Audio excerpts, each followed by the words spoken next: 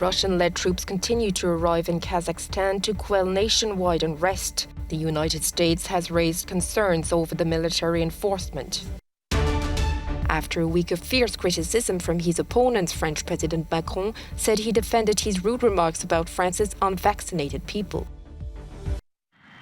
According to the Kazakh authorities, 2,500 Russian-led troops have arrived in Almaty.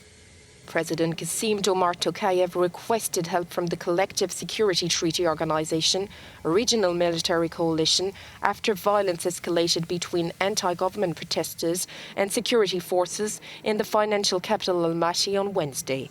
Kazakh officials have insisted troops from the alliance will only be there to protect government institutions. But President Tokayev's televised address on Friday has spread concerns as he referred to those involved in the turmoil as terrorists and bandits he had ordered the police and army to kill. We've made clear that we condemn violence committed by anyone, including violence directed at the institutions of the state and government.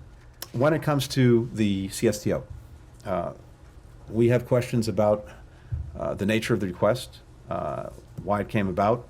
We're seeking to learn more about it.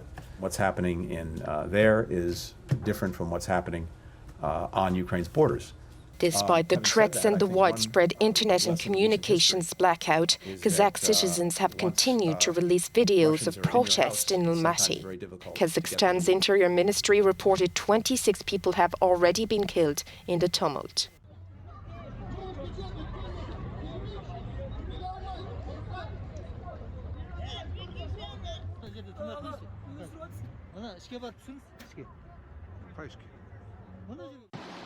NATO must be prepared for the failure of dialogue between Russia and the West. A bleak thought, but a possibility according to the Military Alliance's Secretary General. The organisation's foreign affairs ministers met on Friday via video link to try and figure out how to tackle Moscow's military build-up in and around Ukraine.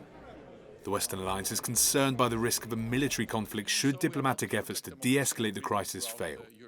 NATO Secretary General Jens Stoltenberg added that Moscow's demands are unacceptable. The whole idea that Ukraine is a threat to Russia is to put the whole thing upside down. Ukraine is not a threat to Russia. I think, if anything, it is the idea of a democratic, stable Ukraine, which is a challenge for them. And therefore, NATO will continue to provide support to a partner, to a sovereign nation, but also, of course, recognizing that Ukraine is a partner, not a NATO ally. Moscow claims Ukraine as part of its sphere of influence and wants reassurances that it won't be allowed to join the Western military alliance. That demand has been flat out rejected by the US and NATO, which point to the right of all nations to choose their own alliances. EU leaders, however, have been more reserved on Ukraine's prospect of NATO membership. Next week, the Ukraine crisis will be the subject of intense diplomatic activities, with top representatives of the US and Russia meeting in Geneva. Christopher Pitches, Euronews, Brussels. Although French President Emmanuel Macron hasn't yet announced his intention to run for this year's presidential election, his interview to the newspaper Le Parisien made all the headlines, especially a line in which the 44-year-old leader said he vowed to piss off the unvaccinated, a controversial remark he later confirmed he fully stood by. Some may be shocked by my expressions, which seem informal, but I take responsibility for it. I am moved by the situation in which we find ourselves. The real fracture of the country is there. When some make their freedom a slogan, not only do they put others' lives at risk, but they restrict the freedom of others. And that I cannot accept.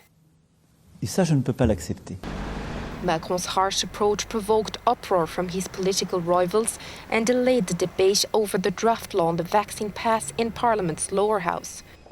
But it also made some of the 5 million unvaccinated French people angry.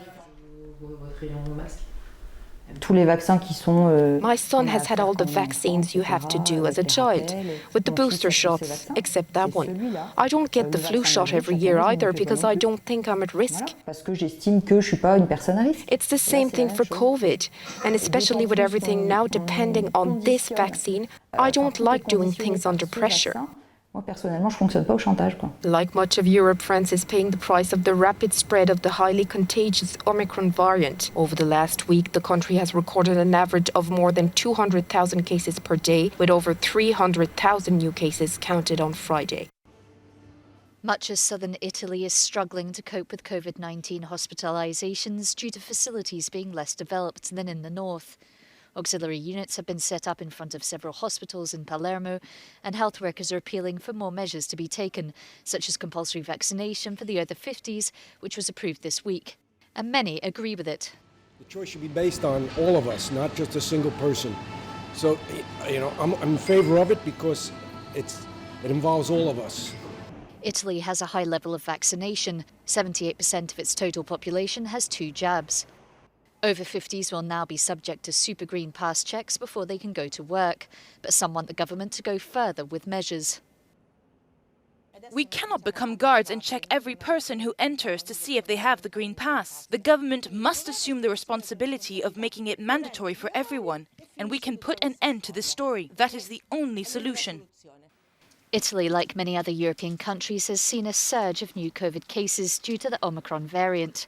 To slow infection rates, an appeal has been made to Prime Minister Mario Draghi to suspend face-to-face classes in schools for 2 weeks.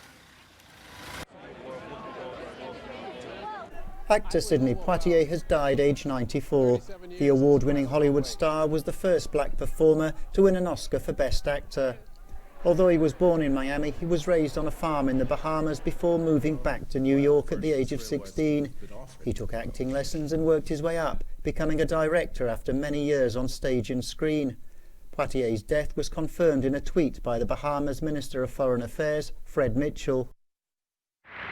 A gifted actor and committed anti-racist campaigner, Poitier became the first black winner of an Academy Award for Best Actor for his part in Lilies of the Field.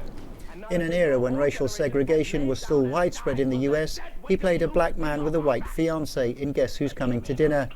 And for In the Heat of the Night, he took on the role of Virgil Tibbs, a black police officer facing up to racism during a murder investigation. And gentlemen, one back here, please. With me. The 64th annual Grammy Awards show has been postponed. The event, generally considered the Oscars of music, was expected to take place on the 31st of January in Los Angeles in front of a live audience. The organisers have not yet announced a new date for the show, but said that there are too many risks due to the Omicron variant. Jazz keyboardist John Baptiste has the most nominations with 11. Olivia Rodrigo, Lil Nas X, Billie Eilish, Justin Bieber and Doja Cat are all up for the main awards. Thank you. The Sundance Film Festival has also cancelled its in-person programming. It should have taken place in a few weeks in Park City, Utah, as a hybrid online event, but it will now be entirely virtual. Founded by Robert Redford, the Sundance Film Festival has become a centre for independent movies from around the world. Festival organisers said it was a difficult decision to make. The exhibition entitled The Paris of Brazaille, Photos of the City Picasso Loved, currently showing at Malaga's Picasso Museum, displays the work of one of the most famous European photographers from the 20th century. The prolific creator also went beyond photography and is renowned for designing books, drawing nudes and carving sculptures. Paris Through Brazaille's Lens is an exciting invitation into 1930s and 40s France.